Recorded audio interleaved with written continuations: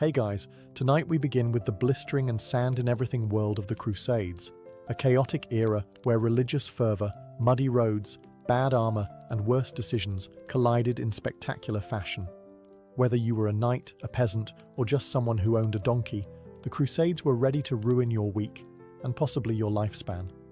So before you get comfortable, take a moment to like the video and subscribe, but only if you genuinely enjoy what I do here. And let me know in the comments where you're tuning in from, and what time it is for you. It's always fascinating to see who's joining us from around the world.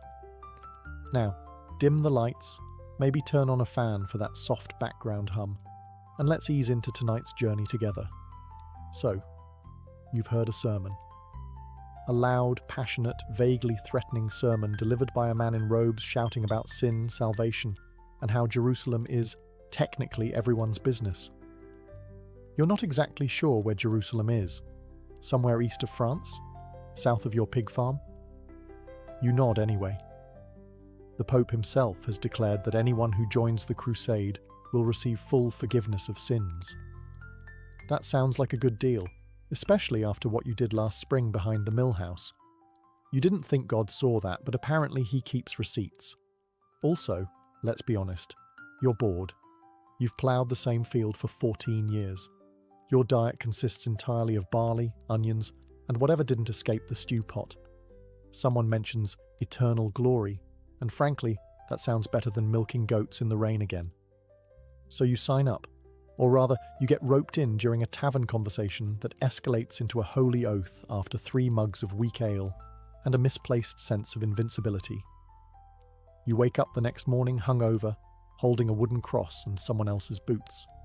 Still, you feel proud. You're now officially a crusader. You've got a patch sewn onto your tunic, a blessing from a priest, and the vague idea that all of this will end with you being showered in gold and gratitude. You've also been given exactly no military training, no map. And your armor? You don't have any. You were told to bring what you can, so now you're armed with a kitchen knife, a frying pan, and whatever's left of your dignity. Your neighbour Gerald brought a rake and a really aggressive attitude. You tell your family you're leaving in the name of God. They ask if God will be feeding you along the way. You laugh. You shouldn't have. Because you are now part of one of the most disorganised, poorly planned mass movements in human history. You're marching thousands of miles with no logistics, no reliable supply line, and more spiritual confidence than common sense. And you haven't even left your village yet. But hey, what could possibly go wrong? Before you even step out of your village, someone hands you a chainmail shirt that smells like it lost a bet. You were promised armor, noble, shining, heroic. What you get is a hand-me-down iron sweater with rust stains, sweat stains, and a lingering scent of disappointment. It's heavy. Not, oh, this is a bit bulky, heavy. We're talking, this is a wearable blacksmith shop, heavy. Just putting it on feels like being hugged by a sullen anvil. You've also received a helmet, conical, dented, and clearly designed by someone who hated necks. There's no padding inside, just cold metal and the gentle sensation of your skull being slow cooked. For your legs, you get wool. Just wool. There are no armoured greaves unless you're wealthy or very lucky. You are neither. You wrap your legs like a sad present and hope it absorbs some of the pain from the thousands of rocks you're about to step on. And footwear? If you're expecting boots of hardened leather and heroism, think again. You're wearing worn-out turn shoes, soft leather slippers that barely protect you from mud, let alone battlefield conditions. Within the first mile, you've got a blister that's thinking of opening its own church. Also, the surcoat, the brightly coloured fabric worn over your armour to signal your side, is white. Or rather, it used to be. Now it's vaguely beige with mysterious spots, and it flaps like a wet flag every time you walk. It features a red cross, painted on hastily by a guy who also sharpens pigs. There's no consistency across the army. One guy is in full mail. Another's wearing a pot on his head. Gerald, again, is shirtless, with a wooden shield he carved himself. It says, "Jesus watch this" in bad Latin. You try to tie your belt but end up cinching it too tight and nearly passing out. Your sword, if you were lucky enough to borrow one, is dull, unbalanced, and seems to actively dislike you. But still you tell yourself, I look like a knight. You don't. You look like a scared turnip wrapped in steel and optimism. But it's too late now. You're packed, dressed, and completely unprepared. Time to march. The trumpets sound. Or maybe it's just a guy yelling. Either way, the crusade is moving. And so are you. Very slowly. Very uncomfortably. This isn't a glorious cavalry charge. This is a long, groaning shuffle across Europe with thousands of confused, underfed people dragging carts, goats, children, and at least one man who insists on bringing a piano. Everyone's armed, but only some of the weapons were designed for combat. One man is marching with a pitchfork. Another has tied a hammer to a broomstick and calls it God's toothpick. You've barely left the village, and your shoulders already feel like they've been cursed. The chainmail digs into your neck. Your boots are turning your feet into soup, and your pack, containing exactly 2 onions and an old biscuit, weighs more with every step. Someone sneezes behind you. You consider fleeing. Then there's the noise. Everyone's talking, arguing, praying, singing, or coughing. A nobleman rides past and yells something inspirational like, "Forward, men!" before disappearing for the rest of the day. Meanwhile, you trip over a rock, sprain your dignity, and get stepped on by a passing donkey. The sun is out. It's cheerful. You are not. You're sweating in places you didn't know had sweat glands. Your thighs are chafing in a way that feels like divine punishment. Your water is already warm and tastes like iron and regret. There are rules, of course, but no one's following them. March in ranks? Too late. Someone's already wandered into a beet field. Ration your food? Gerald just ate his entire week's supply before lunch. Respect local villagers? You try, until you realize they're charging half a chicken just to use the well. And then the rains come. Just as you think you might be adapting, the skies open like a sarcastic baptism. Your surcoat clings to you like guilt. The roads become mudslides. You fall twice, once forward, once backward. The goat laughs. By nightfall, you've walked 12 miles and aged 12 years. You lie down in wet grass next to a man you don't know, and whose snoring may be weaponized. You sleep like a brick in a bucket, poorly and with consequences. Only 2,000 miles to go. By day 4, your stomach is singing hymns for food. Loud, desperate hymns. The kind you usually only hear at funerals. You were told the army had supplies. Technically, that's true. It's just that those supplies are either mouldy, missing, or currently being hoarded by someone named Brother Ulrich, who insists he's fasting for spiritual clarity while chewing suspiciously in the dark. Breakfast, if you're lucky, is a hunk of black bread so dense it could be used as siege equipment. You chew it for 20 minutes, make no progress, and end up just sort of gnawing until your teeth get bored. Your companion claims his bread has a nail in it. No one is surprised. Lunch is worse. There is no lunch. There is only the distant memory of lunch. You eat a handful of dried peas, which taste like despair and medieval dust. A man next to you proudly produces a salted fish he's been carrying in his sock. You politely decline and consider fasting for spiritual clarity. By late afternoon, everyone is hangry and hallucinating. One guy thinks he sees a fig tree. It's actually a scarecrow. Another man starts licking his sword, claiming it tastes of glory. It tastes of rust. He now has tetanus. The real problem is that feeding an army on the move is, technically speaking, a logistical nightmare. The supply lines are long, badly managed, and occasionally attacked by the local peasantry, who would rather not donate their entire winter food store to a bunch of crusaders who just trampled their turnips. So you forage. You find a bush with berries. Gerald says they're fine. Gerald also once ate a candle, so you take your chances. They are not fine. You spend the next 2 hours behind a tree questioning everything. Dinner is stew. Glorious, mysterious stew. No one knows what's in it. Everyone eats it anyway. You find something chewy. You do not ask questions. Someone claims it's rabbit. Someone else says boot leather. Both are plausible. By nightfall, you're full. Not of food, just of regret. You dream of bread that doesn't fight back and cheese that isn't green on purpose. You've never missed your mother's onion soup more, and it's only day 4. At this point in the journey, it's official.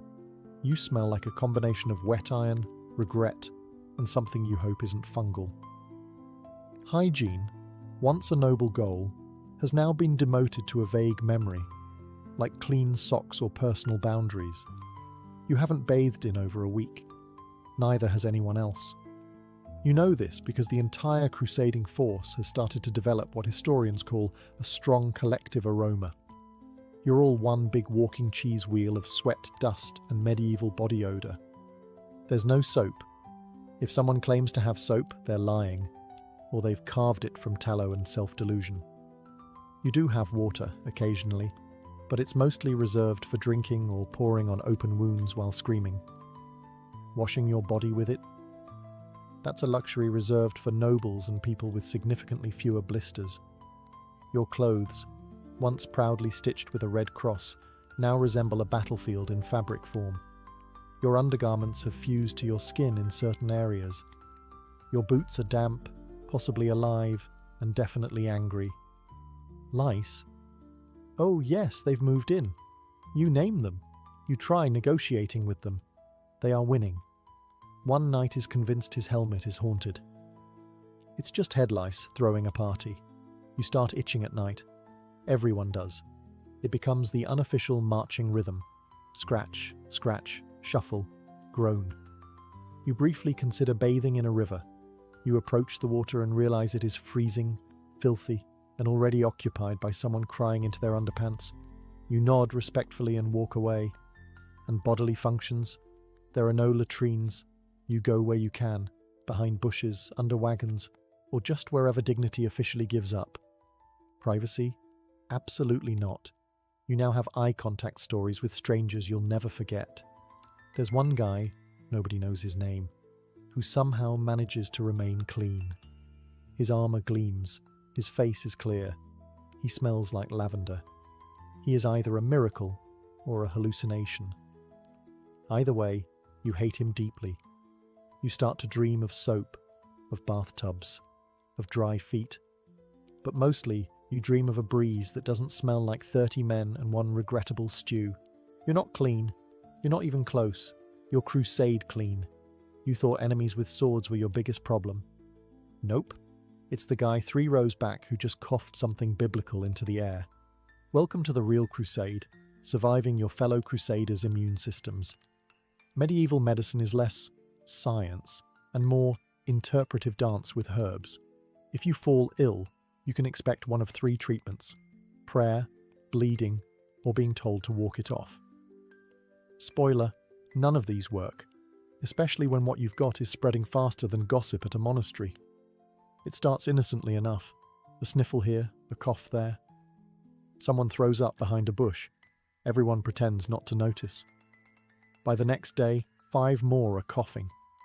Gerald has developed something alarming and purple on his neck. He insists it's just a heat rash. You begin planning your own funeral. Tents quickly become infirmaries, or as they're known on the crusade, places where hope goes to wheeze quietly. The healers are overwhelmed. Their main tools are cloth bandages, leeches, and conviction. Sometimes they burn herbs. Sometimes they just wave them near your face and hope you improve out of sheer awkwardness. And the symptoms are not subtle. Fever, chills, nausea, swelling, and a general sensation that your organs have gone on strike. You try to be brave. Then you see someone being cured with a hot poker and decide you're suddenly feeling much better, actually. Sanitation is, shall we say, theoretical. Waste disposal? Random fields? Water? Questionable at best, weaponized at worst. You refill your flask from a stream, only to spot 3 horses upstream using it as a toilet. You drink it anyway. Hydration is hydration. The priests say it's a test from God. The knights say it's the devil. The barmaid who tagged along for some reason says it's because no one ever washes their hands. She is immediately ignored, obviously. You try to keep your distance from the sick until you realize everyone is sick, including you. Your throat burns. Your stomach is sending mixed messages. You consider your chances of survival and remember your last bath was last month. The math is not in your favor. And the worst part? You still haven't fought anyone yet. You're losing a war to soup germs. You've been marching for days, hungry, itchy, mildly diseased. And now you're expecting a warm welcome from the towns and villages along the way. Spoiler, you won't get it. The locals are less than thrilled. In fact, they look at your crusading party the same way a shepherd looks at wolves wearing crosses. Suspicious, tense, ready to hide the livestock. From their point of view, you're a moving catastrophe. Thousands of unwashed strangers shouting in broken Latin, trampling crops, borrowing everything that isn't nailed down, and singing war hymns at midnight like tone-deaf demons. You're not a holy army. You're a walking plague parade. You stop at a town hoping to trade for food. The villagers bar the gates.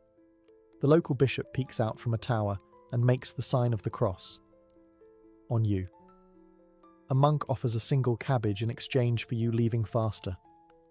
Language barriers don't help. You try asking for water, but accidentally demand someone's wife. You attempt to explain your holy mission and somehow end up proposing to a goat. The goat is not interested. Negotiations break down quickly. If you do manage to get inside a settlement, it's usually followed by price gouging, staring, and someone making passive-aggressive comments about your odor. You buy bread that's older than your shoes and ale that doubles as varnish. Someone gives you directions to Jerusalem. You follow them for 2 days before realizing they were just trying to send you to the next village. And if you're in foreign territory? Oh, it gets even better. The locals don't just dislike you, they actively want you gone. They don't care about your papal blessings or your homemade flag. They just want their goats, fields, and general peace back.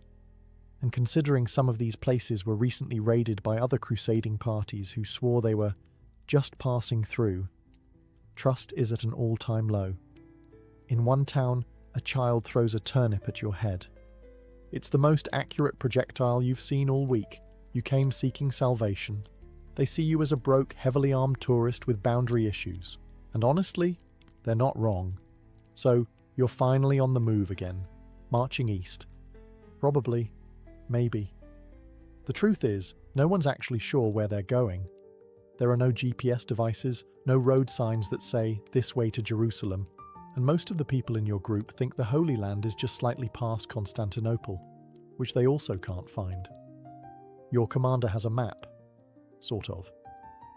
It's a hand-drawn scroll with 3 towns, 2 rivers, and what appears to be a dragon in the corner. You suspect the artist had a vivid imagination and poor geography skills. Still, the commander waves it around like it's the word of God and yells forward at every fork in the road. Confidence, apparently, is more important than accuracy. Every now and then, a local guide is recruited.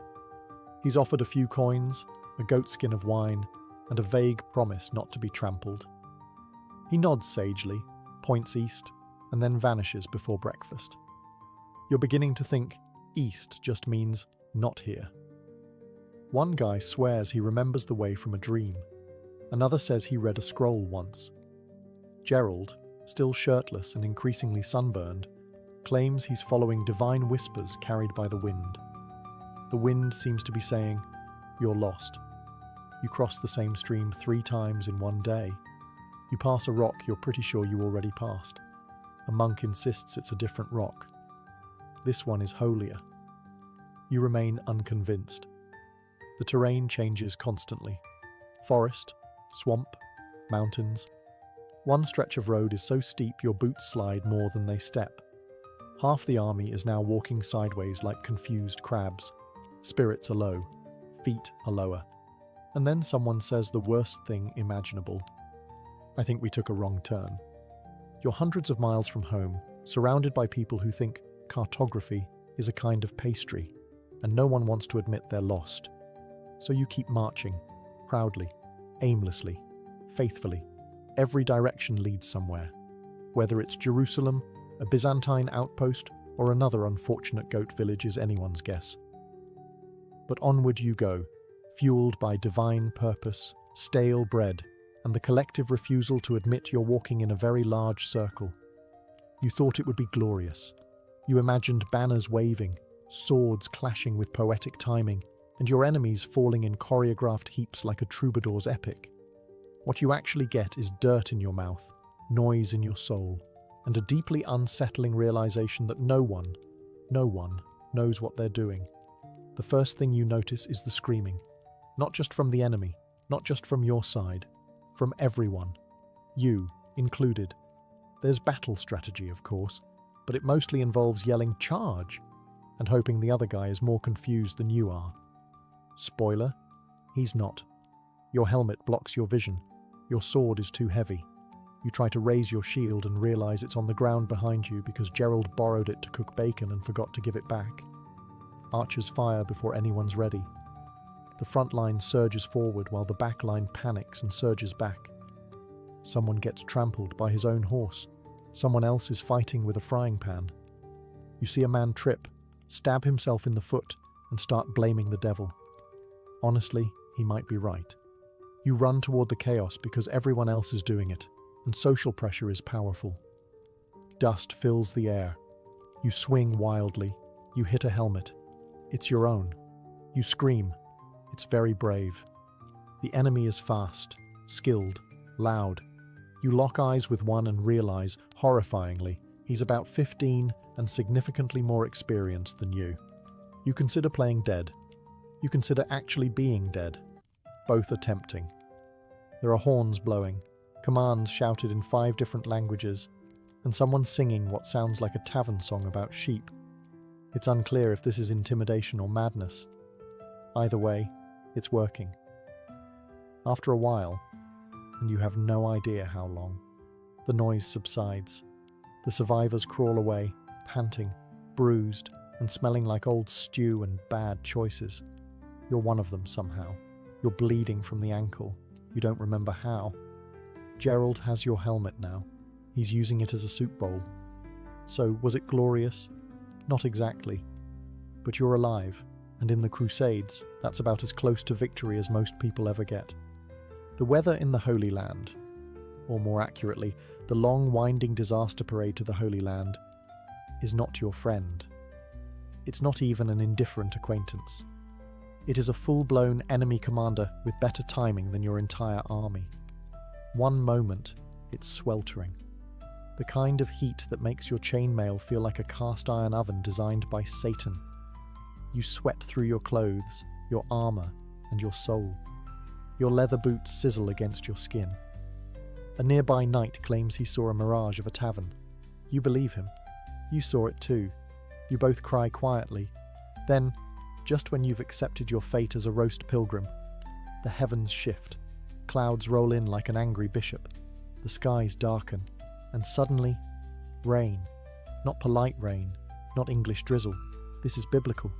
Angry, vengeful, thunder screaming from the sky kind of rain. Your surcoat clings to your body like a wet shroud. Your feet squelch with every step, making you sound like a remorseful duck. Your tent collapses almost immediately. You try to find shelter under a tree, which turns out to be the preferred hangout of 3 equally soaked goats and one man who has given up entirely and is now reciting psalms to his knees. The roads dissolve into mud. You slip twice. Gerald slips 3 times, once face first into a cow patty.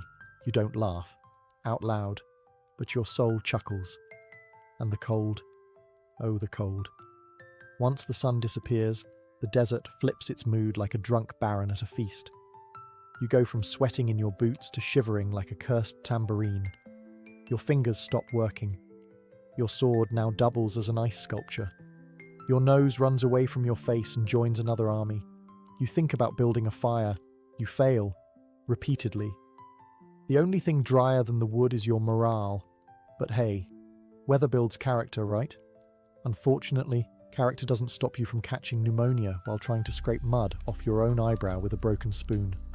welcome to Crusading. You're not just fighting for the faith, you're fighting the entire atmosphere. And the atmosphere is winning. You came to fight the infidel. That was the whole pitch.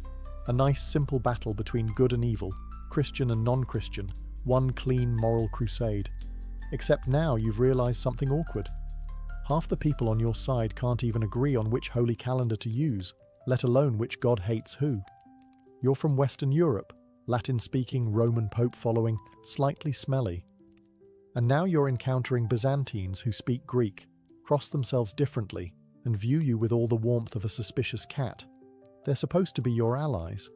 In practice, they've locked the city gates and told you to wait outside. Politely, with archers. The priest who joined your group says the Eastern Church is heretical. The Byzantine bishop says you're an illiterate goat herder who bathes too little and sins too much. You both nod and pretend to be civil, while muttering spiritual threats under your breath. Then there are the locals, Christian Arabs, Armenian Christians, Syriac Christians. You thought everyone in the East was Muslim. Surprise. Now you're trying to tell friend from foe based on how they chant the Lord's Prayer. You're not great at it. You accidentally threaten a group of monks. They respond by setting your tent on fire. It gets worse. The Muslims? They're not one big army either. There are Fatimids, Seljuks, local warlords, all fighting each other when they're not too busy fighting you. Every time you think you understand who the enemy is, someone changes flags and switches sides mid-campaign. One guy you were chasing last week is now sitting at your campfire, explaining regional politics and eating your last onion. Your commander tries to hold a meeting between different factions. It devolves into a shouting match over whose saint is better. Gerald suggests a duel. No one disagrees. And don't forget the internal drama. Knights arguing with bishops, nobles fighting over loot, peasants forming their own prayer groups. At one point, someone claims a vision of the Virgin Mary in a chicken coop and starts a splinter sect. They charge the wrong hill. Religious unity? That lasted 3 days. Now you're all just hoping no one stabs you over a liturgical disagreement about Lent. God may be on your side. But everyone else is on edge. You thought joining the crusade meant fighting alongside noble warriors, disciplined knights, and pious men devoted to a sacred cause. You were wrong. You are, in fact, marching with the strangest collection of people ever assembled outside of a tavern brawl. To your left is a toothless baker who brought a rolling pin instead of a weapon. To your right is a man named Thibault, who claims to be a monk, but swears constantly, drinks anything in a jug, and has definitely stabbed someone over a loaf of bread. Gerald, still shirtless, has painted a cross on his chest in soot and says he's God's muscle. Your commanding officer is a 19-year-old noble with too much hair and zero strategy. He believes tactics means pointing dramatically and yelling. During one skirmish, he charged in the wrong direction and ended up in a cabbage field. He still insists it was part of a master plan. Then there are the fanatics. These are the people who truly believe they're invincible because God likes them more. They wade into battle shirtless, shoeless, and sometimes swordless, just blind faith and a large stick. Their survival rate is not inspiring. A merchant has tagged along, selling relics of dubious origin. He offers you the thumb of St. Peter one day, and the official Crusader toothpick the next. Both appear to be twigs. There's also a band of children. Yes, actual children. No one's quite sure where they came from or who invited them, but they've been marching for weeks and somehow have better morale than the rest of you. At night, your fellow Crusaders sing songs, argue about scripture, and get into brawls over who stole whose crust of bread. One man has declared himself Bishop of the Tents, and now gives daily sermons from atop a barrel. His theology is questionable, his balance worse. The only thing that unites this group is mutual suffering and a vague, increasingly confused goal of getting somewhere holy without dying. You don't know who's crazier, your enemies, or the guy beside you who's fashioned a spear out of a soup ladle. But one thing's clear. You're not in good company. You're in weird company. And weird company gets lost. Together. At long last, you've reached your destination, or at least a city that looks like it might be important enough to storm. There are walls, tall ones, thick ones. Behind them, people who clearly don't want you there. So naturally the order is given. Lay siege! It sounds glorious in theory. In practice, it's medieval camping with weapons and way more diarrhea. Your army sets up outside the city, just out of arrow range, you hope, and settles in for what could be days, weeks, or the rest of your natural life. The plan is to wait them out. You just forgot to bring food, sanitation, siege engines, or literally anything useful. Someone tries to build a catapult. It collapses instantly. A battering ram is fashioned from a tree, 4 ropes, and enthusiasm. It lasts 10 minutes before being set on fire by the defenders, who are clearly much better at this. You dig trenches. You build towers. You complain a lot. Then you realize the people inside the city are doing fine, waving at you from their high walls while munching olives and occasionally throwing insults, and possibly waste, over the side. It rains. Everything is mud. Your socks dissolve. Your tent leaks. Your stew tastes like rope and betrayal. Gerald catches a rat and names it dinner. Morale is at an all-time low, mostly because someone tried to play the lute last night and it sounded like a goat drowning in wine. And then there's the smell. Thousands of unwashed soldiers, rotting food, and the occasional dead horse. It's the sort of scent that could peel paint off a relic. The local priest says the odour is a test of faith. You think it's a biohazard. You finally try to storm the walls. Ladders are thrown up. Arrows come down. You climb 2 rungs, scream, fall off, and land on someone who was just about to surrender anyway. The assault fails. Everyone pretends they were just probing the defences. Weeks pass. Supplies dwindle. Arguments increase. At one point, someone suggests eating the mascot goat. A fistfight breaks out. The goat wins. Sieges, you realise, aren't about action. They're about boredom, bad smells, and desperately trying to remember why you came here in the first place. One morning, when the sun rises slightly more dramatically than usual, you hear a sound echoing through the camp. The gates are open. Whether through starvation, sabotage, or divine scheduling, the city walls have finally been breached. You expect trumpets, glory, maybe a chorus of angels. Instead, you get absolute chaos. The charge into the city is less a noble procession and more a stampede of sweaty, half-mad lunatics with weapons and a vendetta against architecture. You rush forward, sword drawn, heart pounding, and immediately trip on rubble. Someone steps on your back. You thank them out of instinct. Inside, it's smoke and screaming. No one can tell who's who. Everyone's looting, shouting, or dramatically dying in a corner. A knight gallops past carrying a chandelier. Gerald has found a barrel of wine and is now declaring himself lord of the alleyway. You lose your footing, your helmet, and at one point your temper with the stubborn door. You were told this was a holy war. What it looks like is a holy yard sale hosted by chaos itself. There's no clear chain of command anymore. Your noble commander is too busy posing for paintings that don't exist. The priests are yelling Deus Vult while shoving relics into their robes. One man insists he's seen the Holy Grail. It's a soup bowl with a dent in it. As the dust settles and the city is secured, which here means still smouldering and mostly robbed, you stand in the rubble wondering, was this the plan? You find a relic. You think it's a toe bone. Could be holy. Could be a chicken. Either way, it's going in your bag. You also now possess a goblet, a tapestry you can't carry, and someone's extremely confused cat. But the victory feels strange. You expected to feel righteous, glorious. Instead, you mostly feel tired, sticky, and slightly guilty. You're standing in a place full of crying civilians and broken doors, trying to remember whether this was about salvation or plunder. The line has blurred. A priest pats your shoulder and says, "God is pleased." You nod, but you're not so sure. You came seeking heaven. You got ash, noise, and Gerald throwing up on a relic. You made it. You survived marching, starvation, siege, illness, arrows, Gerald, and the occasional divine misunderstanding. You've technically won, but now you're sitting on a broken crate in a city you helped destroy, trying to remember what your life was like before you joined a holy war run by amateurs with swords and untreated fevers.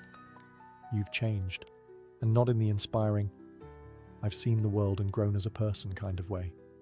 No, you're thinner, dirtier, and somehow both older and younger at once. You've aged 15 years in your soul, but still get yelled at like a child by someone whose only qualification is owning a fancier hat. You've developed a twitch whenever someone says the word pilgrimage. Your armor doesn't fit right anymore. Your body shaped itself around every bruise, every night spent curled up like a wet pretzel in a leaky tent. Your sword is nicked.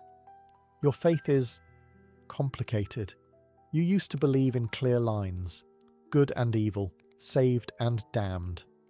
Now you mostly believe in strong shoes and not eating anything that's still moving. Back home, they'll call you a hero. They'll ask what it was like. You'll smile and say, incredible, because deeply chaotic, morally confusing, and constantly damp doesn't fit well in a tavern tale. You might even polish the relics you stole, mount them on the wall, and pretend you knew what you were doing the whole time. You'll nod solemnly during sermons. You'll avoid looking goats in the eye. But deep down, you'll always carry the truth. You didn't crusade so much as survive a travelling disaster with a cross on top. Gerald will write poetry. Badly. Someone will start a cult. You'll quietly donate to the nearest monastery and never speak of the time you mistook a bishop's hat for a stew pot. Was it worth it? History will say yes. You might say yes. But that twitch in your left eye? That still says, probably not. The Holy Land is behind you, but so is most of your sanity. Long before samurai trained with katanas or gladiators fought in Roman arenas, there were two young Egyptian men circling each other in the desert sand. Their arms were raised, knees bent, feet planted. One feinted a move, the other lunged. No swords, no armor, just skill, strength, and the roar of a crowd watching under the burning sun. Welcome to ancient Egyptian wrestling, the oldest documented martial art in human history. More than 4,000 years ago, long before MMA gyms or Olympic podiums, the people of the Nile were already perfecting hand-to-hand combat. In a Middle Kingdom tomb at Beni Hassan, archaeologists discovered wall paintings that showed over 400 different wrestling holds, locks, and throws, a manual etched in limestone. This wasn't crude brawling. It was a sophisticated system of physical control and psychological dominance. Wrestling in Egypt wasn't just sport, it was status.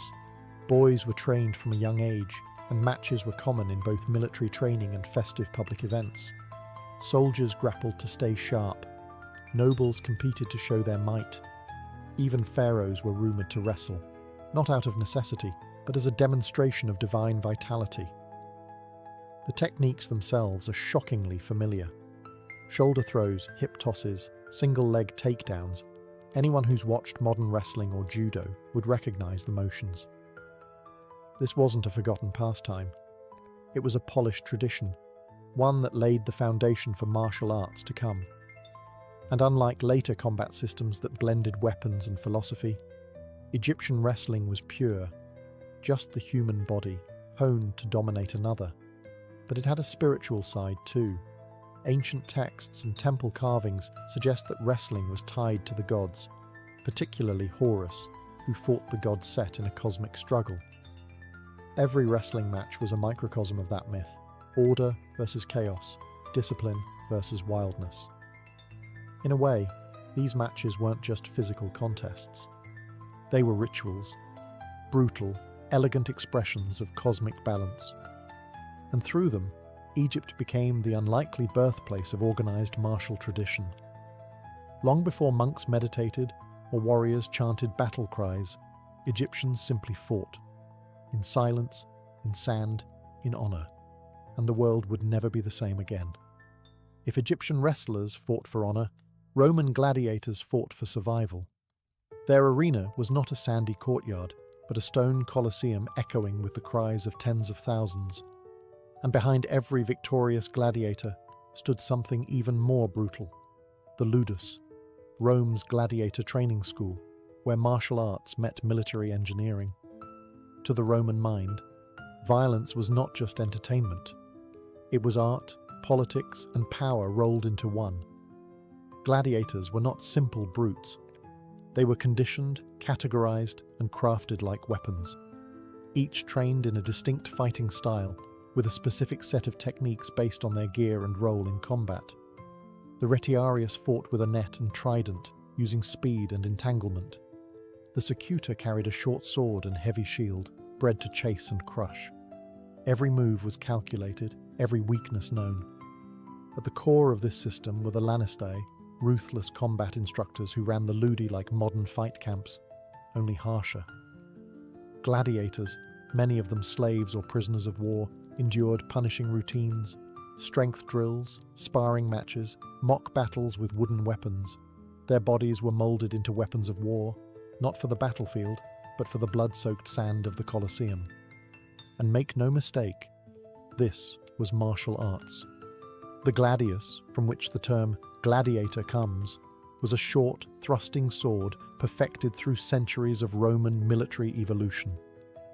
Gladiators were taught precise angles of attack, footwork, distance control. They learned how to read an opponent's breath, how to feint, how to strike when the crowd least expected it. The goal wasn't just to kill, it was to entertain. But it wasn't all cruelty. Some gladiators became legends, like Spartacus, a former soldier turned rebel leader who escaped the ludus at Capua and nearly toppled the Roman Republic. Others earned their freedom through victory and became celebrities of their day, idolized like athletes, envied for their skill. Roman martial training was ruthless but systematic. It stripped men of everything, then rebuilt them as fighters whose very survival depended on their discipline, technique, and endurance. It wasn't a sport, it was a spectacle. And every arena was a battlefield where ancient martial tradition was written in sweat, sand, and blood. Long before Kung Fu dazzled the world or Judo became an Olympic sport, a hidden martial tradition thrived in the lush southern lands of India. Its name was Kalaripayattu, and it wasn't just a martial art. It was a sacred practice, a warrior's yoga, and a form of living theatre passed down through millennia.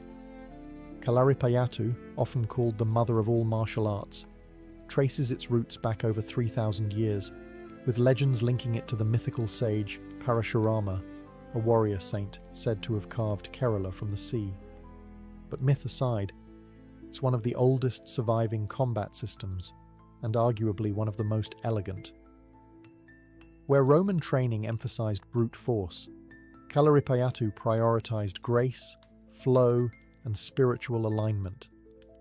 Training began at the Kalari, a sunken dirt pit that served as both a dojo and a temple. Here, barefoot students learned to move like animals. The stance of the horse, the leap of the lion, the strike of the snake. Every motion was connected to breath, energy, and rhythm. Before they touched a weapon, students spent years mastering body control, kicks, and palm strikes. Then came the weapons, and with them, a terrifying beauty.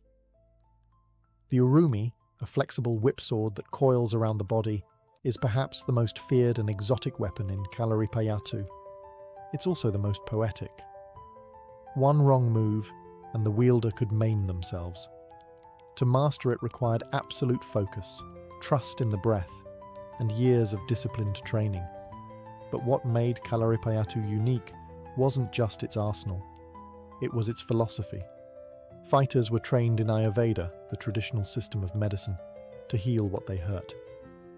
They studied marmam, pressure points said to control life energy. The goal wasn't destruction, but balance. Even in battle, the art emphasized restraint, timing, and inner calm, traits of a warrior sage rather than a killer. By the time colonial powers arrived, Kalaripayattu had become a symbol of native resistance. It was banned by the British for fear of uprising, forced underground for decades, but it never died. Like the flexible urumi, it coiled in silence, only to return, flowing, lethal, and eternal. Kalaripayattu wasn't just a martial art, it was a living philosophy, a dance of death, a hymn to life. Picture this, a misty temple nestled in the mountains of Henan, China. A bald monk stands in silent meditation, surrounded by candles. Then, with a breath, he explodes into motion, fists whipping through the air, body twisting in fluid strikes. This is Shaolin Kung Fu, where martial arts became a spiritual path and fighting became a form of prayer. The roots of Shaolin martial arts stretch back to the 5th century CE, when Indian monk Bodhidharma arrived at the Shaolin temple. Legend says he found the monks physically weak, unable to endure long hours of meditation. So he taught them a series of exercises, part Qigong, part self-defense, that evolved into the foundation of Shaolin Kung Fu. But this wasn't just about building muscles. At Shaolin, every movement had a purpose and a philosophy. The body and mind were one. A punch wasn't just a strike, but an expression of inner clarity. A block wasn't resistance, but redirection. Zen Buddhism encouraged non-attachment, even in combat. To fight with anger was to lose. True mastery meant conquering the self. Training was brutal. Monks practiced stances until their legs trembled, struck trees to condition their limbs, and balanced on poles to improve focus. They learned to mimic the movements of animals: tiger, crane, snake, leopard, and dragon. Each style had its rhythm, strategy, and symbolism. The tiger crushed. The crane evaded. The snake flowed. The dragon transformed. Weapons training was equally rigorous: staffs, swords, spears, chains. One of the most iconic was the gun, staff, known as the grandfather of all weapons. Monks were taught to turn even farming tools into instruments of defense. Why? Because Shaolin Kung Fu wasn't created for conquest. It was for protection of the temple, the people, and the spirit. Over time, Shaolin monks became legendary. They fought off bandits, resisted invading armies, and inspired rebel movements. Their martial prowess was so feared that emperors alternately patronized and persecuted them. In the Ming and Qing dynasties, Shaolin warriors were both revered and hunted. Despite temple burnings and political crackdowns, the Shaolin spirit never died. It transcended borders, influencing Japanese karate, Korean taekwondo, and global pop culture. From Bruce Lee to Hollywood, its echo still rings. Shaolin Kung Fu was more than martial art. It was enlightenment in motion, a sacred choreography of balance, discipline, and indomitable will. In feudal Japan, martial arts were more than just combat. They were a code of life, etched into the soul of the warrior class known as the samurai. At the heart of their world stood Bushido, the way of the warrior. It wasn't a martial art in itself, but a philosophical backbone that guided every strike, every step, every death. Samurai were not merely soldiers. They were living symbols of discipline, loyalty, and precision. Their martial training began young, sometimes as early as age 5. At the core of their practice was kenjutsu, the art of the sword. The katana wasn't just a weapon. It was considered the soul of the samurai, sharp, balanced, lethal, and beautiful. Every draw, swing, and sheathing of the blade followed a ritualized rhythm. Training was both physical and spiritual. Beyond kenjutsu, samurai studied jujutsu, grappling techniques used when disarmed, and kyujutsu, the art of archery. A samurai was expected to master multiple disciplines, not just for combat, but for personal growth. They meditated to cultivate zanshin, a state of total awareness. In a duel, hesitation meant death. Calmness under pressure was a matter of survival. Yet, perhaps the most fascinating aspect of samurai martial tradition was its psychological depth. Bushido demanded honor, even in defeat. A warrior was taught to embrace death as part of life, to never fear it, only to meet it with grace. If dishonored, a samurai might commit seppuku, ritual suicide, to reclaim dignity. Harsh? Yes, But in their world, integrity outweighed breadth. Samurai martial arts evolved over centuries, often shaped by necessity. During long periods of peace, especially in the Tokugawa era, martial prowess took a more philosophical turn. Schools of swordsmanship emphasized mental clarity, posture, and presence over brute strength. The greatest masters like Miyamoto Musashi wrote treatises blending combat technique with Zen thought. His Book of Five Rings remains a cornerstone of martial philosophy to this day. In time, the age of the samurai faded, but their martial traditions lived on, morphing into modern kendo, aikido, and even influencing business ethics in Japan. Today, the samurai spirit survives not just in dojos, but in literature, film, and the quiet discipline of those who still walk the warrior's path. For the samurai, martial arts were not about victory. They were about becoming worthy of the sword you carried. When people think of martial arts, they often jump straight to Asia or Rome. But across the vast and diverse African continent, ancient warrior traditions flourished, fierce, complex, and largely overlooked by mainstream history. From stick fighting in Ethiopia to the Nguni spear dances of southern Africa, these were combat arts born not from textbooks, but from lived experience, survival, and deep cultural roots. In Ethiopia, Mursi and Suri tribes practiced donga, or stick fighting, a brutal but highly ritualized form of dueling. Warriors wielded long, polished sticks in high-stakes bouts that could end in bloodied faces or shattered bones. But these weren't mindless brawls. Donga duels were a rite of passage, a test of manhood, strength, and even courtship. Winning meant status, respect, and sometimes the attention of potential wives. Further south, in the Zulu lands, martial prowess was elevated to a national ethos. Under Shaka Zulu in the early 19th century, traditional stick fighting, called induku, evolved into full-fledged battlefield tactics. Shaka revolutionized African warfare by replacing throwing spears with short stabbing spears, training warriors in close combat formations. His impi regiments practiced disciplined charges, feints, and encirclement maneuvers. Their footwork, shield work, and group coordination rivaled anything seen in Roman legions. But these African martial traditions weren't just about fighting. They were deeply embedded in culture. In Angola, Ngolo was a fluid, acrobatic martial art rooted in dance and ritual.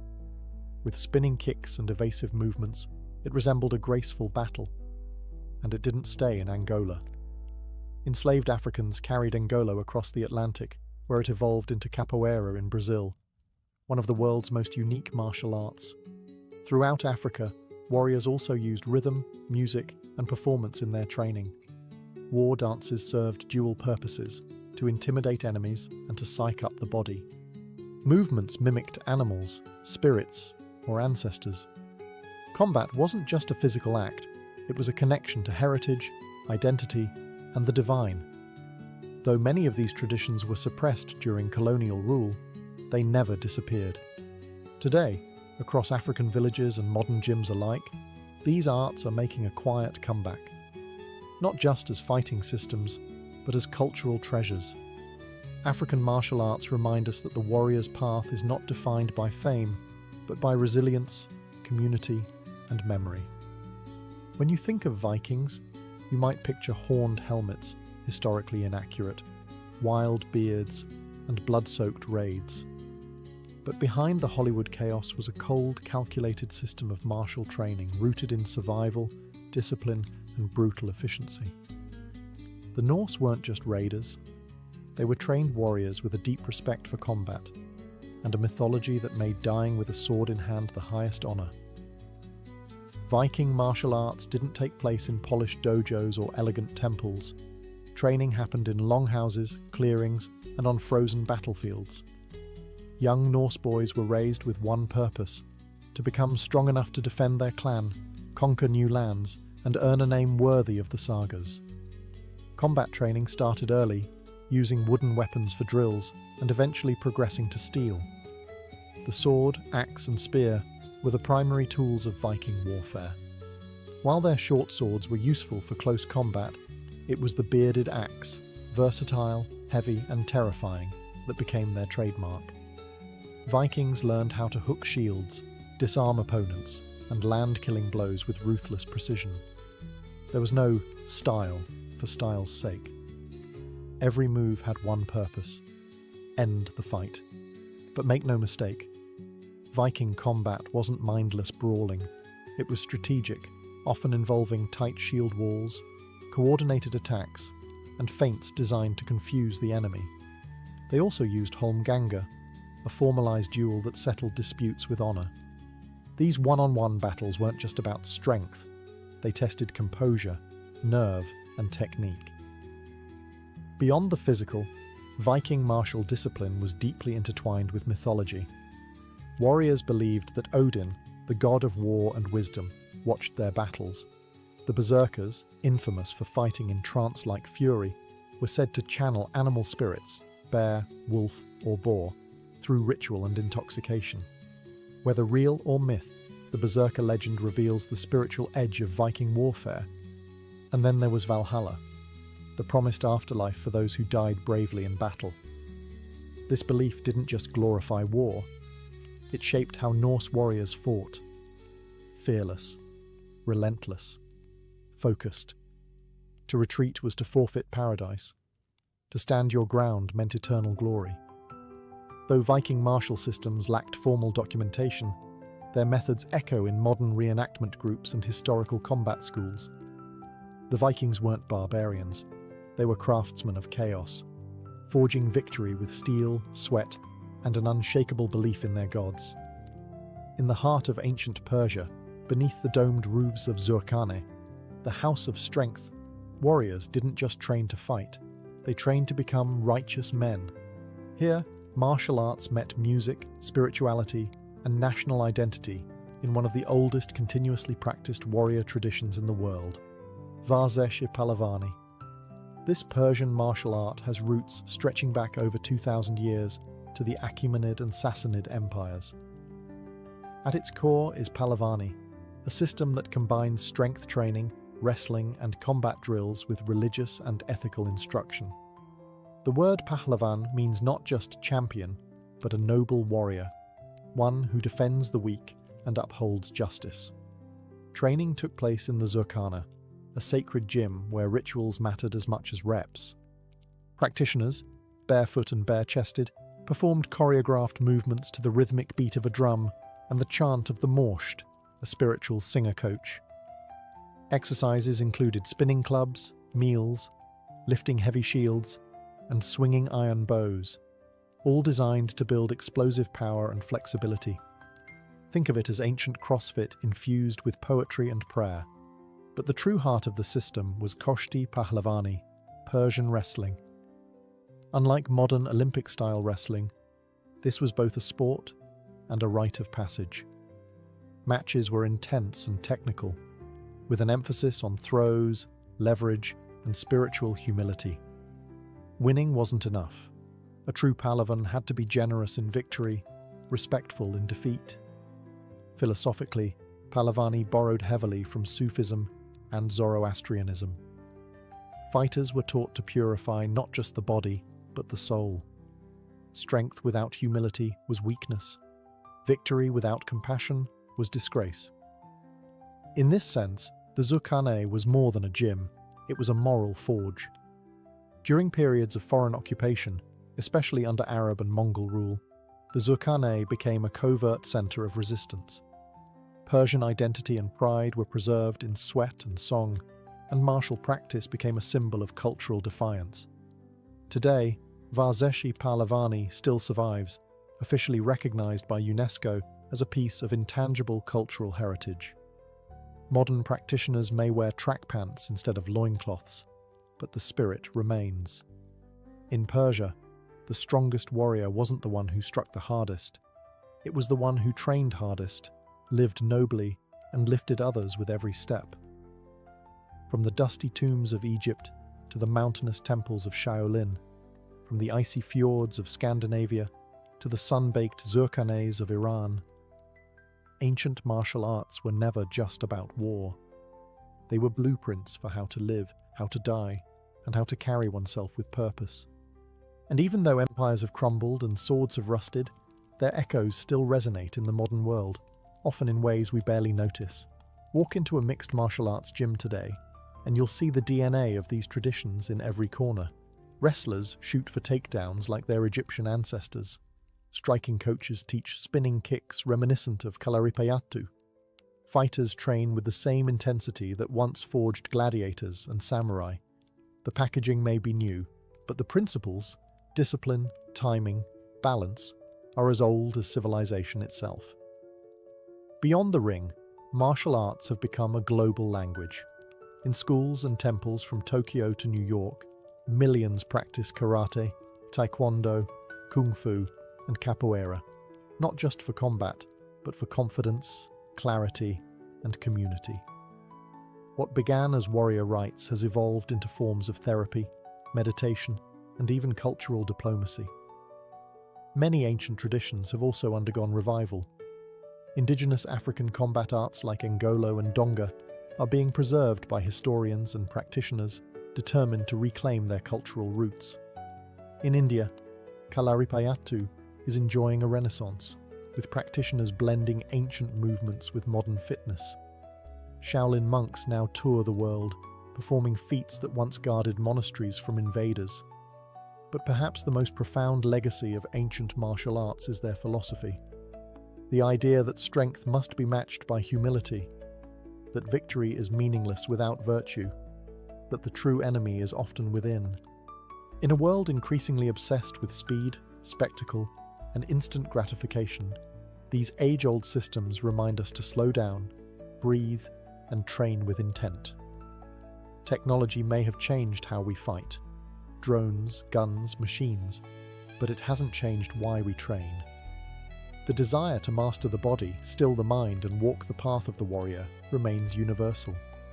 So whether you're sparring in a gym, shadowboxing in your living room, or simply navigating life's daily battles, know this: you are part of a tradition older than kings, deeper than empires, and stronger than steel. The art lives on, because the warrior never truly dies. In ancient Egypt, beauty wasn't vanity, it was virtue. The Egyptians believed that outward appearance reflected inner harmony, and to be beautiful was to align yourself with Ma'at, the divine order of the cosmos. Cleanliness, scent, and adornment weren't optional. They were spiritual obligations. Each morning, both men and women engaged in detailed rituals of grooming and beautification. The desert sun was relentless, and the Nile's humidity unforgiving. So the Egyptians used unguents, creamy mixtures of animal fats, beeswax, and oils, not just to moisturize their skin, but to protect against harsh weather and disease. These balms were often scented with myrrh, frankincense, or lotus, fragrances thought to be pleasing to the gods. Perfume wasn't just for the living, it was applied to the dead to sweeten the journey to the afterlife. But no beauty regimen was complete without kohl. This iconic black eyeliner was made from galena, a lead-based mineral ground into fine powder and mixed with oils or animal fats. It wasn't just for allure. Kohl protected the eyes from sun glare and was believed to ward off evil spirits. Its application created the almond-shaped, mesmerizing gaze seen in countless temple carvings and royal portraits, from Cleopatra to the boy king Tutankhamun. Cosmetics carried spiritual weight. Colors held symbolic meaning. Green eyeshadow, made from malachite, symbolized rebirth and was associated with the god Horus.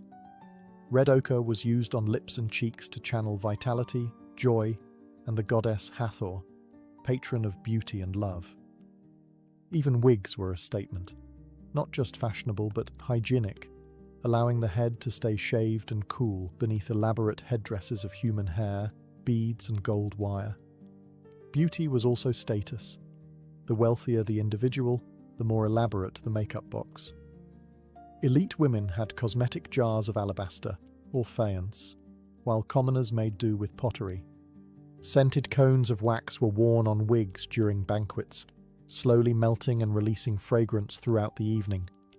A sensual fusion of hygiene, seduction, and opulence. To the Egyptians, beauty was eternal. You didn't just prepare your face for the living world, you adorned yourself for the afterlife. Because in Egypt, even the dead were expected to look divine. In ancient Greece, beauty was philosophy. Literally, the Greeks believed that physical appearance reflected moral character, and to be beautiful was to be kalos kagathos, noble and good. Sculptors carved gods with idealized proportions, not to flatter the gods, but to show mortals what perfection looked like. That same obsession with harmony and balance seeped into cosmetics and grooming. For Greek women, the ideal was fair skin, a sign of purity, status, and freedom from outdoor labor. Pale complexions meant you were wealthy enough to stay indoors. To achieve this, women applied white lead, a dangerous choice by modern standards, or a natural clay called simithion to lighten the skin. Some even used chalk or crushed pearls. It wasn't about vanity, it was about showing the world that you belonged to the elite class. Cheeks and lips were tinted with natural pigments, often made from red ochre, crushed berries, or the roots of the madder plant. Rouge gave the impression of vitality and youth, and lip stains, though subtle, hinted at sensuality without straying from social decorum. Greek beauty avoided extremes. A little colour was elegant, too much was scandalous. Eyes were defined with soot or charcoal. While not as dramatic as Egyptian kohl, this subtle lining enhanced the shape of the eyes and created a soft, shadowed look. Eyebrows were ideally joined, the famous unibrow, which was considered a mark of intelligence and purity. Women even darkened the space between brows with powders or painted it in with kohl. Hair care, too, was critical. Women lightened their hair with vinegar and sunlight, or used saffron to bring out golden hues, as blonde hair was associated with gods and heroes.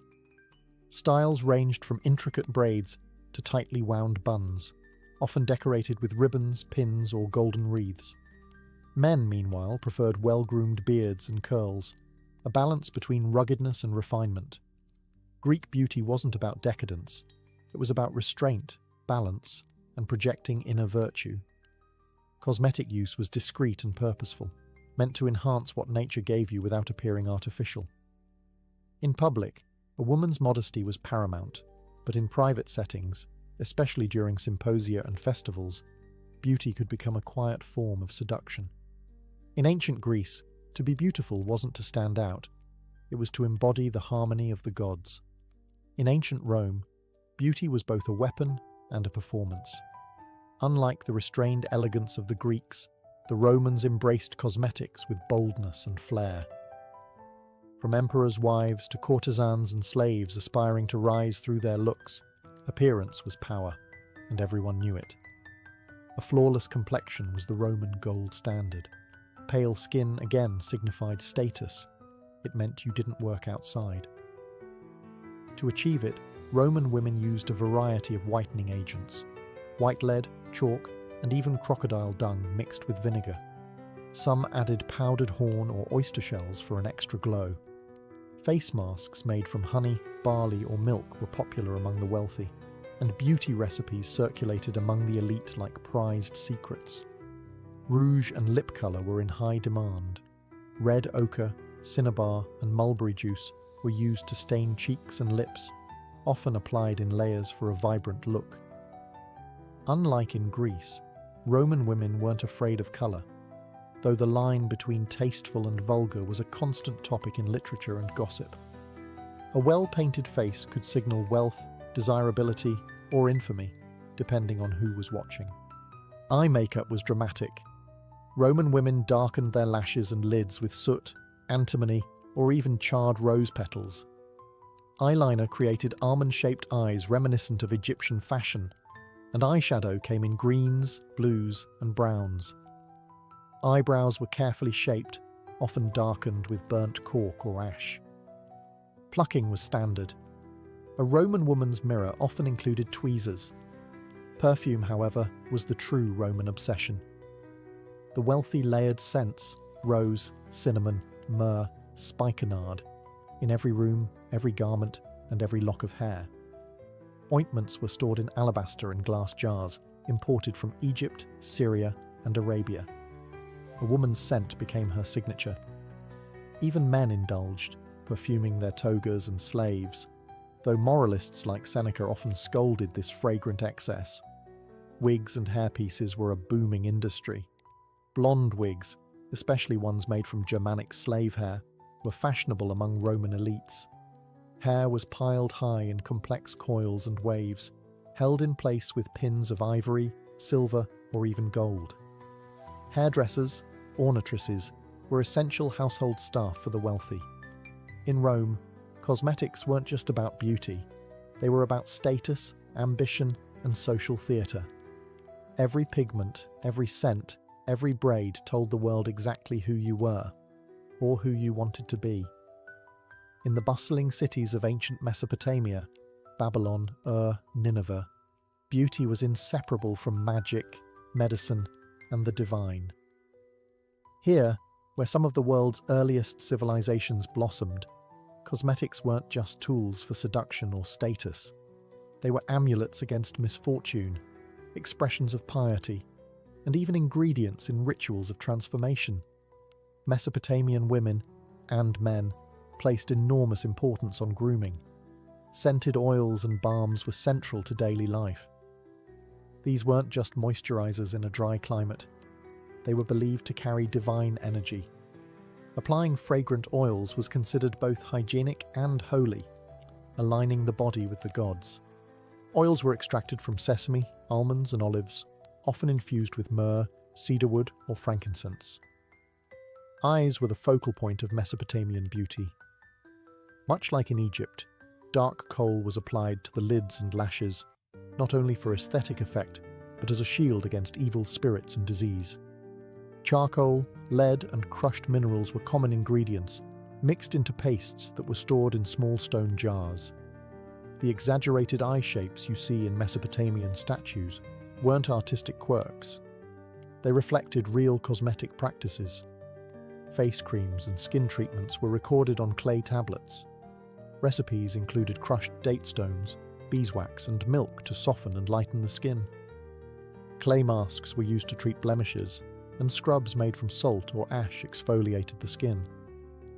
Grooming manuals weren't uncommon among the elite, early examples of beauty advice that blur the line between science and sorcery. Hair was styled with care and complexity. Mesopotamian women oiled their hair to keep it shiny and manageable, braiding it into elaborate patterns or twisting it into buns, often adorned with ribbons, beads, or bronze pins. Wigs were less common than in Egypt, but hairpieces and false braids were used to add volume or display wealth. Perhaps most intriguing was the link between beauty and magic. Mesopotamian incantations often reference beautification. A spell might call for the application of a certain oil or pigment to attract love or favor. Cosmetic rituals were sometimes overseen by temple priests or priestesses, especially those serving Ishtar, goddess of love, beauty, and war. In ancient Mesopotamia, beauty was enchantment. Each cosmetic act was a ritual, each gaze in the mirror a conversation with the divine.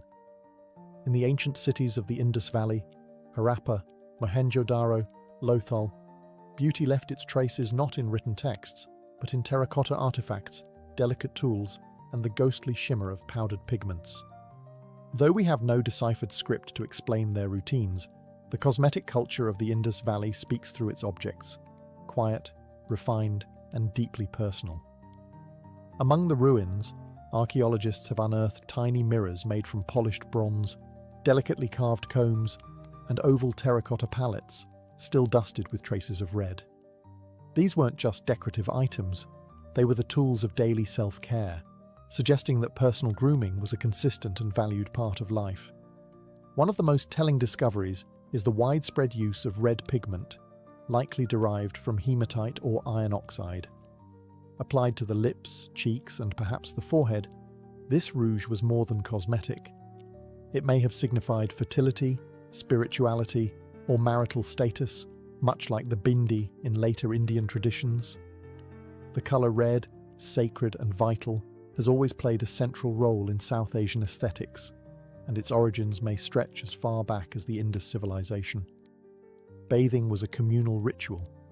The Great Bath of Mohenjo-daro, with its brick-lined steps and surrounding rooms, points to a culture that valued cleanliness not just for hygiene, but for spiritual purity. Oils, perhaps scented with local herbs like sandalwood, turmeric and vetiver, would have been applied before and after bathing to soften skin and calm the senses. Hair was carefully maintained, lightly oiled and styled into buns or braids. Figurines show women wearing elaborate hairstyles adorned with ornaments. Some scholars believe the people of the Indus Valley used natural plant dyes like indigo or henna to colour hair and decorate the body, precursors to traditions still practiced across the Indian subcontinent today. Fragrance played a role too. Though few written records survive, botanical evidence suggests the use of aromatic resins and herbs. Incense burners found in homes and temples hint at the fusion of scent, sanctity, and everyday ritual. Beauty and cleanliness were not separate from spirituality. They were a part of it. In the Indus Valley, cosmetics were quiet symbols, worn not for spectacle, but for balance, identity, and perhaps even love. Their beauty was deliberate, subtle, and enduring. In ancient China, beauty was a reflection of nature, delicate, balanced, and deeply symbolic. To be beautiful was to evoke the serenity of a plum blossom, the purity of jade, or the grace of a crane in flight. Across dynasties from the Han to the Tang, Chinese cosmetics evolved into a refined and poetic ritual, an art form painted onto the human canvas. Pale skin was the cornerstone of Chinese beauty ideals. Much like in other ancient cultures, fair complexions signified wealth and refinement, proof that you did not toil under the sun.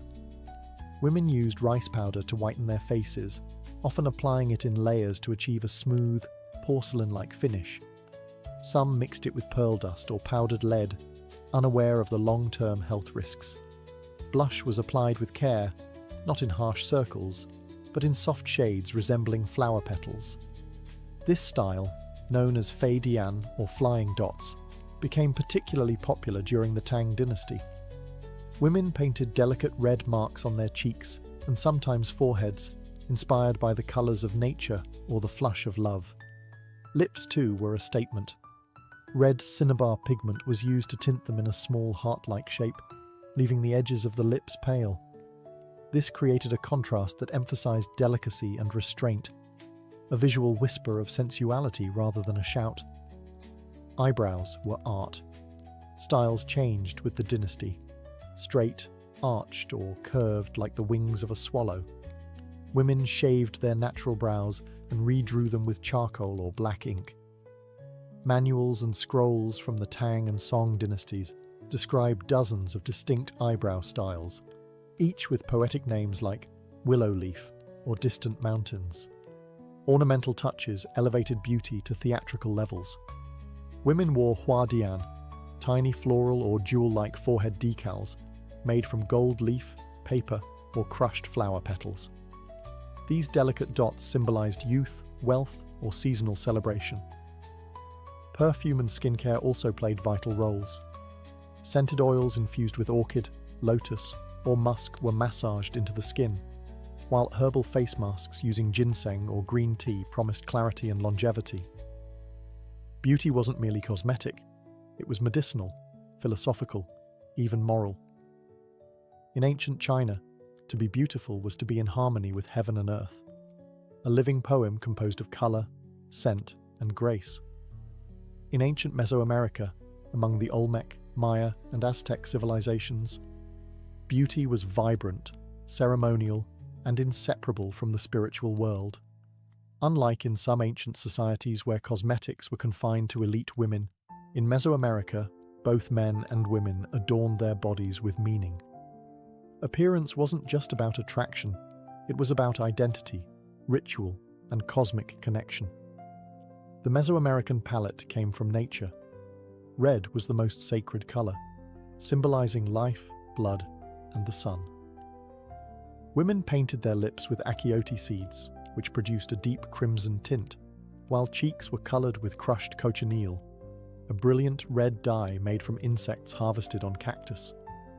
Black and white were used for contrast, contouring the face or framing the eyes with charcoal and powdered lime.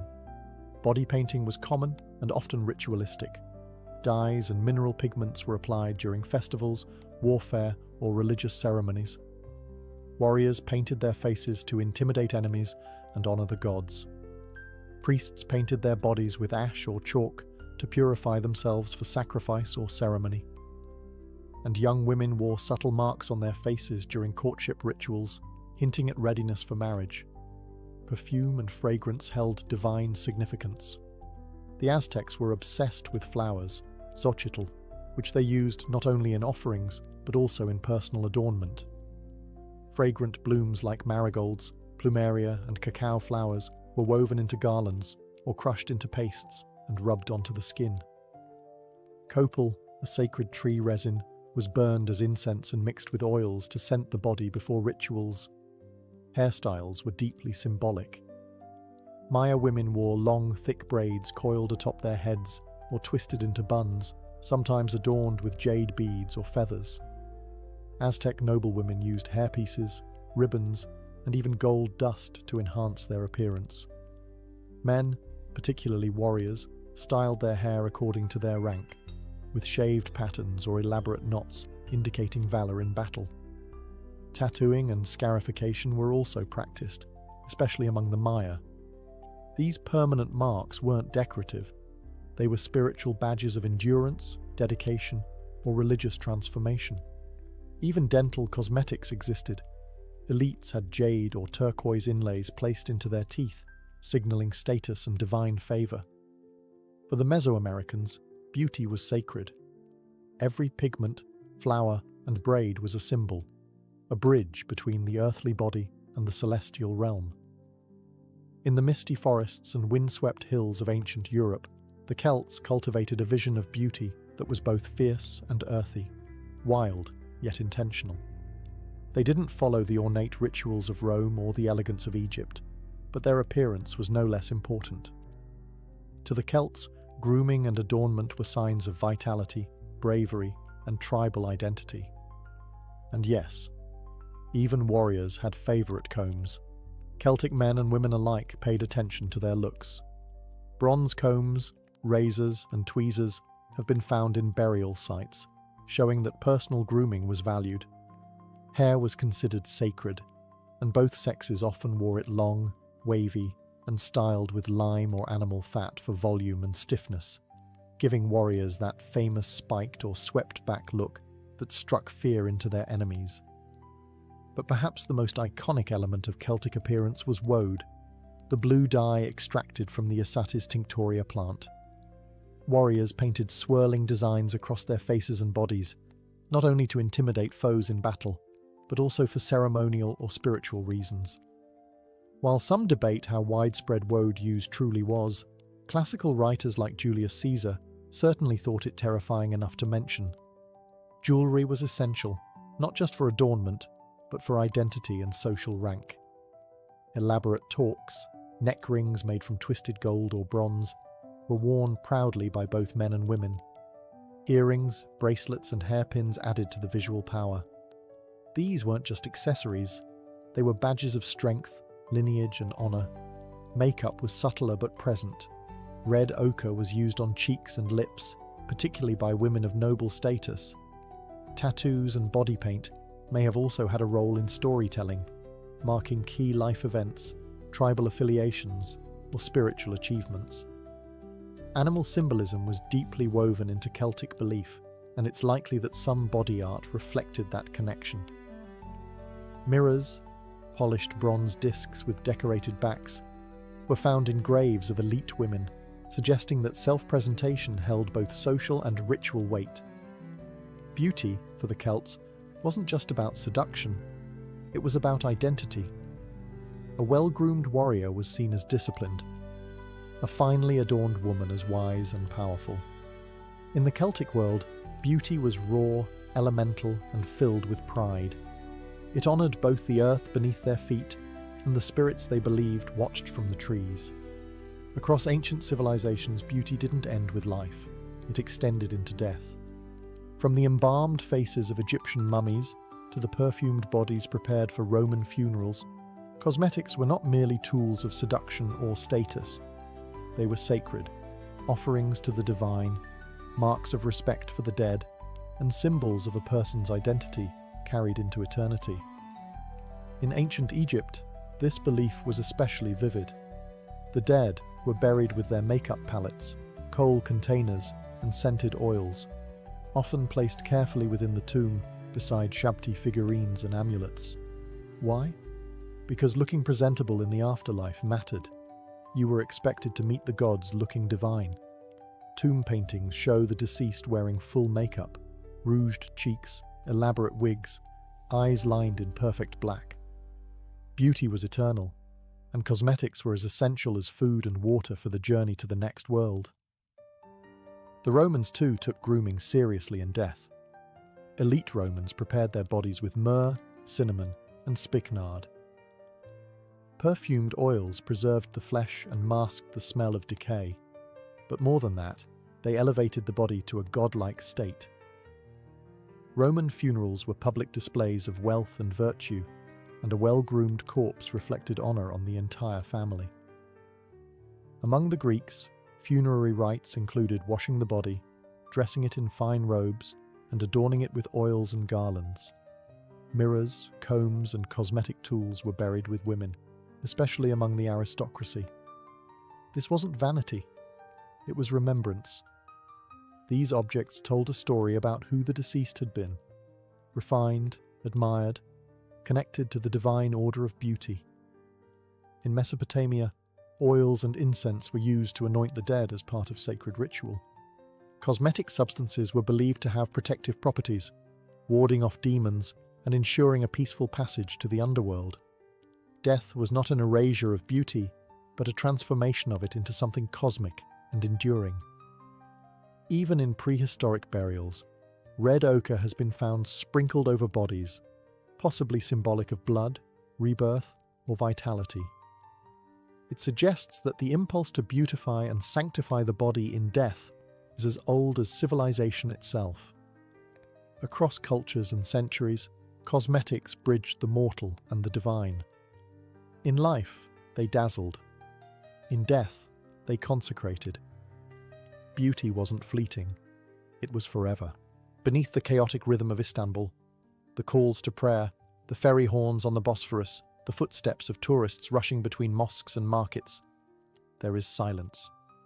Cool, echoing, ancient silence. You step down a stone staircase and the temperature shifts. The air becomes damp. Then suddenly, the city vanishes, and the Basilica Cistern swallows you whole.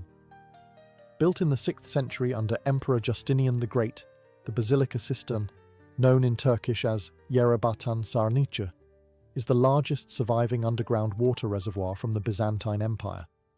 It's a hidden cathedral of water, vast, brooding, and quiet as a tomb. Over 300 feet long and 200 feet wide, it once held up to 80,000 cubic meters of water, enough to supply the Great Palace of Constantinople and surrounding buildings. But this wasn't just a utilitarian tank. No, the Byzantines built even their water storage with ambition. The cistern is supported by 336 marble columns, most towering over 9 meters tall, arranged in 12 perfect rows. The ceilings they hold curve gently into vaults, creating the illusion of a cathedral submerged in shadow. Reflections ripple beneath your feet. It feels as if you've stepped into the underworld, lit only by the glint of water and the occasional flickering spotlight. The source of this water? The distant Belgrade forest, brought through aqueducts stretching for miles. Water in Constantinople was survival. The city had been sieged more times than anyone could count. And in times of war, when aqueducts were cut and fountains ran dry, the Basilica Cistern ensured life continued underground. For centuries, it was forgotten. After the Ottoman conquest of Constantinople in 1453, the cistern slipped from public memory, its entrances sealed, its purpose lost. Locals spoke of houses with mysteriously wet basements. Some even fished from their floors. It wasn't until the 16th century that a curious scholar rediscovered it, guided by tales of water that whispered beneath the earth. Today, it stands not just as a monument to Byzantine ingenuity, but as a surreal echo of a world that once ruled the known earth. A place where time seems to drip slowly from the ceiling, and the ghosts of emperors walk silently between the columns. To understand the Basilica Cistern, you have to understand its creator, Emperor Justinian the Great. Ruler of the Eastern Roman Empire in the 6th century, Justinian wasn't content with merely preserving Rome's legacy. He wanted to outshine it. He built cathedrals, courts, walls, and aqueducts, a stone and mortar declaration that Constantinople was the new Rome. And beneath the city's foundation, he built a marvel no one would see, the Basilica Cistern. Construction began around 532 CE, shortly after the Nika riots burned half the city to the ground. In the smouldering aftermath, Justinian commissioned a new underground water reservoir that would not only supply his rebuilt imperial palace, but also withstand siege and fire. It was both a precaution and a political statement. Constantinople would never thirst, and the emperor would never falter. The cistern was built on the site of a former basilica, hence the name, and would require enormous resources. Thousands of labourers, including prisoners of war, carved out a space nearly the size of a cathedral beneath the city. The result was an underground reservoir measuring 138 by 64 metres, supported by 336 columns, many of them reused, or spolia, taken from older Roman and Greek temples. Reusing columns wasn't just economical, it was symbolic. Justinian was literally building a new empire on the ruins of the old. Doric, Ionic, and Corinthian capitals sit side by side, reminders that Rome's grandeur had been inherited, reshaped, and submerged beneath Constantinople. The engineering was astonishing. Vaulted ceilings distributed weight evenly. Brick walls were waterproofed with thick layers of mortar. Arched supports prevented collapse. And most importantly, the cistern was fed by the Varlans and Hadrian aqueducts, some stretching over 19 kilometres from the Belgrade forest. This ensured the cistern could store vast reserves, ready for drought, fire, or siege. But the true brilliance of the cistern is its invisibility. It did not boast, it hid. The public never saw it. There were no triumphal arches or gilded mosaics, just quiet, dark utility, a subterranean heartbeat beneath the city's grandeur. And yet, for all its silence, it was a lifeline, an emperor's answer to chaos and collapse. It whispered one message through every brick, that Rome still lived, just deeper underground. Step inside the Basilica Cistern and you don't feel like you've entered a reservoir. You feel like you've stumbled into a forgotten temple. A forest of stone rises around you. 336 marble columns arranged in perfect rows, their reflections shimmering across black water. The silence is only broken by the occasional drip from the ceiling, echoing like the breath of the past. These columns aren't uniform. That's part of what makes them so haunting. Some are smooth, others fluted. Their capitals range from Ionic scrolls to Corinthian leaves, and a few seem entirely improvised. That's because many of these columns were spolia, architectural or sculptural pieces recycled from earlier Roman and Greek ruins. It's a mosaic of empires within one structure, as if the gods of old temples had been exiled to this damp underworld. Most columns stand around 9 meters tall, supporting brick arches that make the entire chamber feel like a submerged cathedral. The marble, soaked in centuries of moisture, glows faintly under the cistern's dim lighting, yellow, grey, and pink tones flickering across the stone like candlelight trapped in water. Among these pillars, 2 stand out for their eerie artistry: the Tyr column and the Medusa columns. The Tyr column, also called the Weeping column, is covered in swirling engravings resembling peacock eyes or teardrops. Some believe it was carved to honour the slaves who died during the cistern's construction. Legend says that if the column drips on you, it brings good luck. a somber myth for a place already heavy with memory.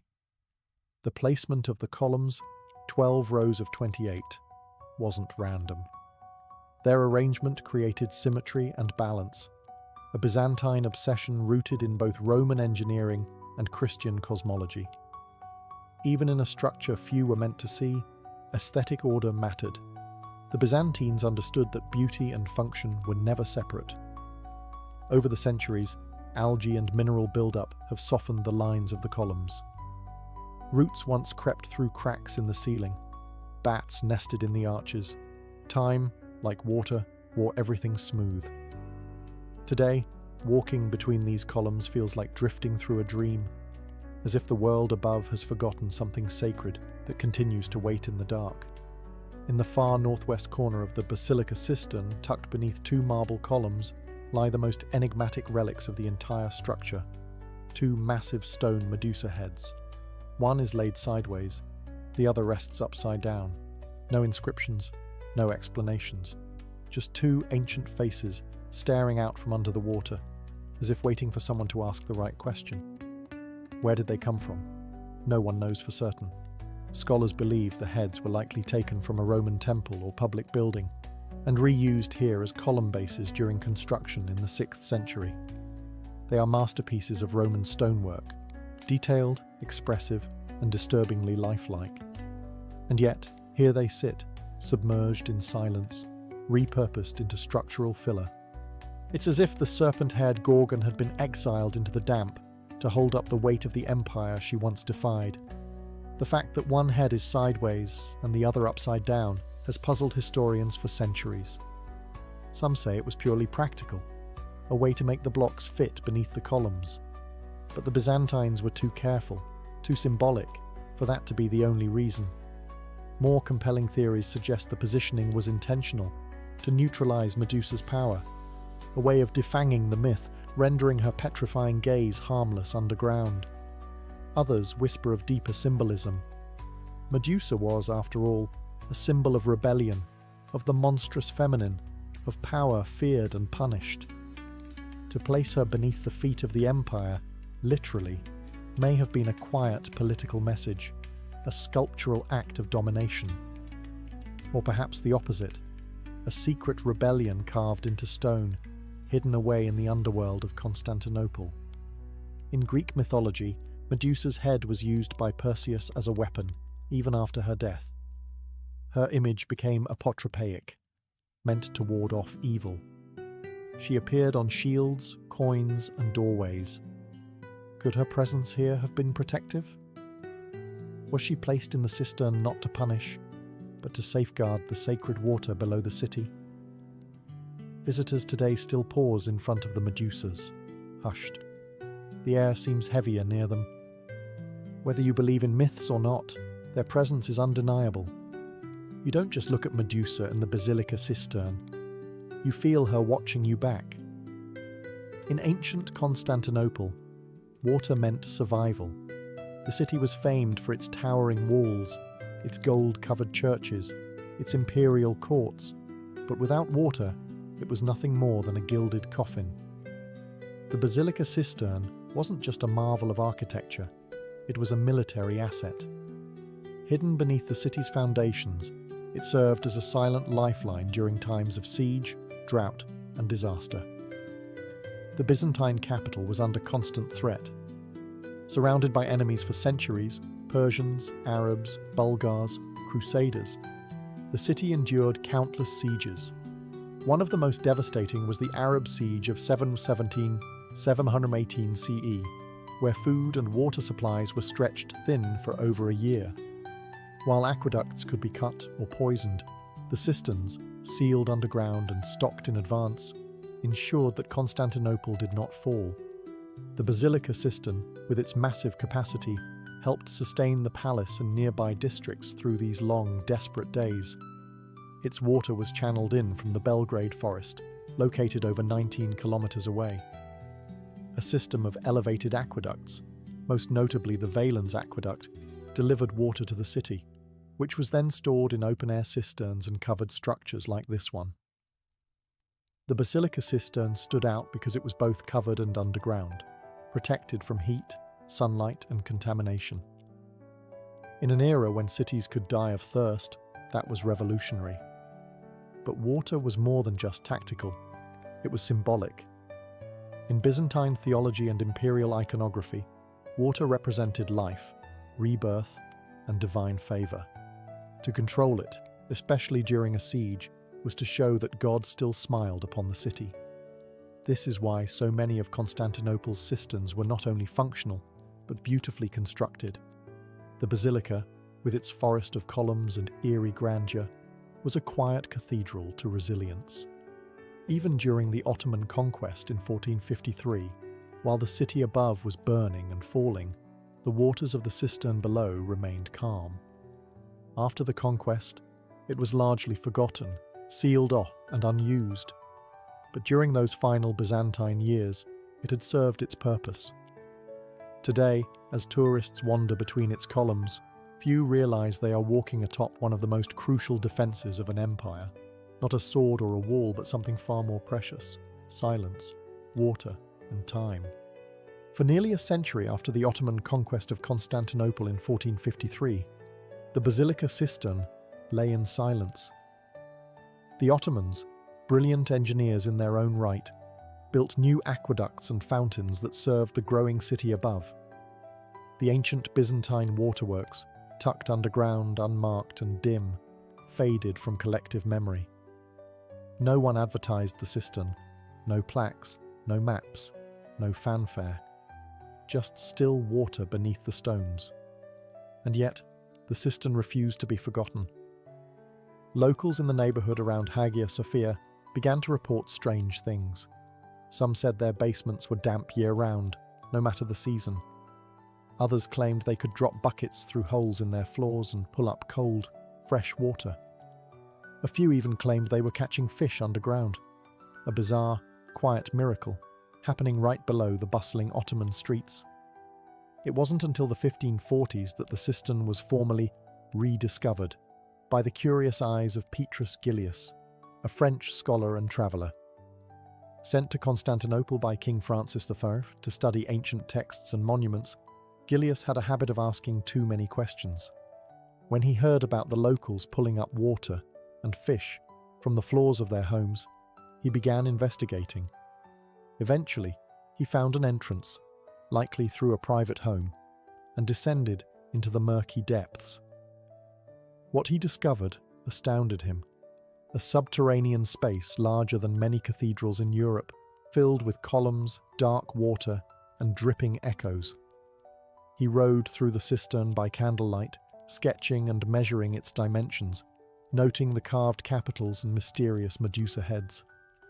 Gillius's writings introduced the Basilica cistern to the wider world, a lost wonder of the Byzantines, preserved beneath the Ottoman capital. Yet even after his discovery, the cistern wasn't restored or opened to the public. It remained mostly hidden, used occasionally as a water source, but left in semi-obscurity. The Ottoman Empire had its own monumental projects to focus on. This one was a relic. Beautiful, yes, but buried in the past.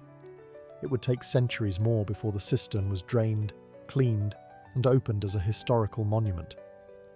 But thanks to a curious French scholar and a few rumour-spreading locals, the silent cistern stirred once more, no longer forgotten, but waiting to rise from the depths. Today, when visitors descend the dim stairway near Istanbul's Hagia Sophia and step into the Basilica cistern, they don't just encounter a historical ruin, they enter a living monument. It's a space where architecture, atmosphere, and memory blur together. Lit by amber lights and filled with the soft sound of dripping water, the cistern feels more like a sacred ritual than a tourist stop. It wasn't always this way.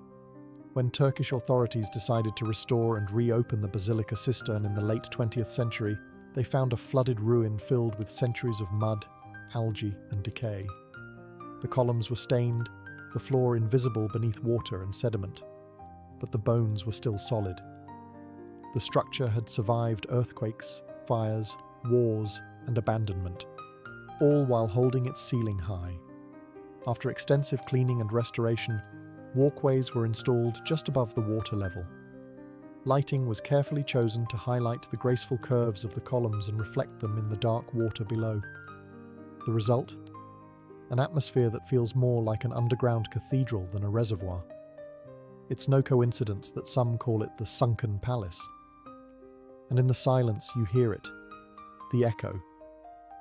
Every footstep, every whisper, every drop of water reverberates through the stone like a chant from another world. It's haunting, beautiful, timeless. It's no wonder that filmmakers and artists have flocked to the space. The Basilica Cistern has appeared in films like From Russia with Love and Inferno, and in countless documentaries and music videos. It's not just a historical site, it's a stage. Visitors are often caught off guard by how emotional the space feels. Children lower their voices. Tourists slow their pace. Even the most distracted traveller stops to stare at the Medusa heads, half submerged and brooding in the shadows. There's something magnetic about this place. It doesn't ask for reverence. It quietly demands it. In recent years, the Cistern has also hosted art installations, concerts and exhibitions. Modern light shows play with the reflections on the water, turning the chamber into a pool of colour and sound. It is, paradoxically, more alive now than ever. A space once hidden, now illuminated with new meaning. From imperial utility to artistic sanctuary, the Basilica Cistern has risen again, not with fire or conquest, but with silence, water, and light. In a city that has seen empires rise and fall, water has remained Istanbul's oldest and quietest witness. The Basilica Cistern, more than just a storage vault, holds centuries of symbolism, not only as a resource but as a spiritual and philosophical presence. The Byzantines, and later the Ottomans, understood that water was never just about hydration. It was about purification, power, and the thin veil between worlds. Water in the cistern moves slowly. It does not rush, and it does not speak. It ripples and reflects. Light dances across its surface, breaking the symmetry of the columns. In this, there's a kind of sacred theatre. The stillness forces you to look inward. Like a mirror, the cistern reflects not just light, but history, identity, and myth. In Byzantine theology, water played a central role in rebirth. Baptism, the most essential Christian ritual, was a watery transition from death to life, sin to purity. While the Basilica Cistern wasn't used for religious ceremony, its aura evokes that same liminal space. You descend into the earth and encounter darkness, then light, then silence. It feels like passing through a ritual, unspoken, but undeniably sacred. Some scholars argue that the location of the cistern, near the Hagia Sophia and the Great Palace, was no accident. It served not only as infrastructure, but as symbolic assurance. The emperor's court was not built on dry foundations, but on flowing, living water. Beneath every throne, a river. Beneath every law, reflection. The Ottomans, too, revered water. Their gardens, palaces, and mosques were designed around fountains and pools. Water represented divine mercy in Islam, rahmah, and architectural water features reminded the faithful of paradise. The Basilica Cistern may have been a Byzantine creation, but it fit quietly into Ottoman cosmology, cool, hidden, and eternally flowing. And then there's the psychological symbolism. Walking through the cistern evokes more than awe. It whispers memory, the way light filters through columns, the hush of footsteps echoing across water, the slow drip from a ceiling that seems to breathe. It is a space that doesn't rush to reveal itself. It waits, like water, like history. Today, the Basilica Cistern is no longer hidden.